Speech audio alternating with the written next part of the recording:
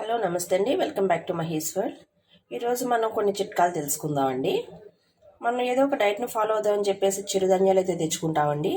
అదేనండి కొర్రలు, అరికెలు, సాములు ఉంటాయి కదా, అటువంటివి అయితే మనం డైట్ ఫాలో అవ్వకుండానే అవి పాడైపోతూ ఉంటాయండి. అలా అని చెప్పేసి మనం ఉంచలేము, పడేయలేము. అటువంటిప్పుడు మనం వాటిని చిన్న మార్పుతో వాటిని ఉపయోగించుకోవచ్చండి. రోజు మనం బ్రేక్ఫాస్ట్కి దోశ, ఇడ్లీ అట్లా వేస్తూ ఉంటాం కదా, మనం వాటిలో ఉపయోగించుకోవచ్చు. నేను దోశకి అయితే వాడుతూ ఉంటానండి. ఇవి 1 కప్పు మినపగుళ్ళు తీసుకున్నాను. దానికి నేను 1 కప్పు రైస్, 1 కప్పు కొర్రలు వేస్తానండి. ఆ రెండు కలిపి మిక్సీ పట్టి దోశ వేస్తే పలుచగా వస్తాయండి, టేస్ట్గానే ఉంటాయి. మనం ఈ చిరుధాన్యాన్ని కూడా తీసుకున్నట్టు అవుతుందండి. టిప్ నెంబర్ 2, మనం దోశలు వేసేటప్పుడు కొంచెం మెంతులు నానబెట్టి దోశపిండిలో కలుపుతూ ఉంటాం కదండి.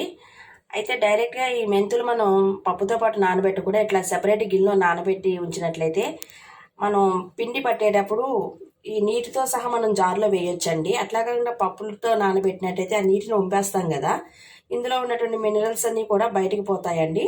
అలా కాకుండా ముందుగానే మనం ఇట్లా చిన్న గిన్నెలో నానబెట్టి దీన్ని పప్పుతో పాటుగా ఈ నీటితో సహా జార్లో వేసినట్లయితే మనకి కంప్లీట్ బెనిఫిట్స్ అంతా వస్తాయండి. టిప్ నెంబర్ 3 చూస్తున్నారు కదండి, ఇది పచ్చి పెసరపప్పు అండి, చాయ్ పెసరపప్పు. మనం రెగ్యులర్గా టమాటా పప్పు, ఆకుకూర పప్పు ఏదో ఒక పప్పు చేస్తూ ఉంటాం కదండి. దానికి ఎప్పుడూ ఒకటే కందిపప్పు కాకుండా ఈ పెసరపప్పు కూడా వాడుకోవడం బాగుంటుందండి.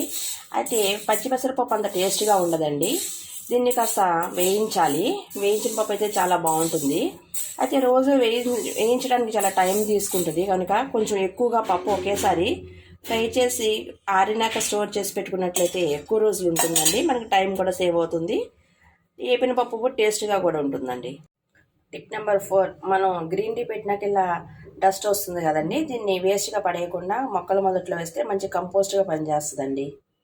టిప్ నెంబర్ 5, మనం రోజు తాలింపుకి ఎండుమిరపకాయలు వాడుతూ ఉంటాం కదండి. అవి ఎప్పటికప్పుడు కట్ చేస్తుంటే చేతులు మంటగా అలా ఉంటాయి. అలా కాకుండా ఈ బాక్స్లో పైన సరిపోయినంత వరకు ఎండుమిరపకాయలు ఇట్లా సిజర్తో కట్ చేసి పెట్టుకున్నట్లయితే మనకు వాడుకోవడానికి వీలుగా ఉంటుందండి.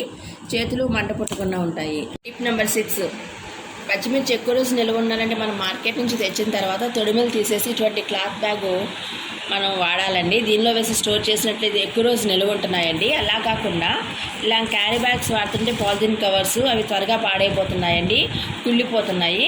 ఈ టిప్స్ మీకు నచ్చినట్టయితే లైక్ చేయండి, షేర్ చేయండి, సబ్స్క్రైబ్ చేసుకోండి. Thank you for watching.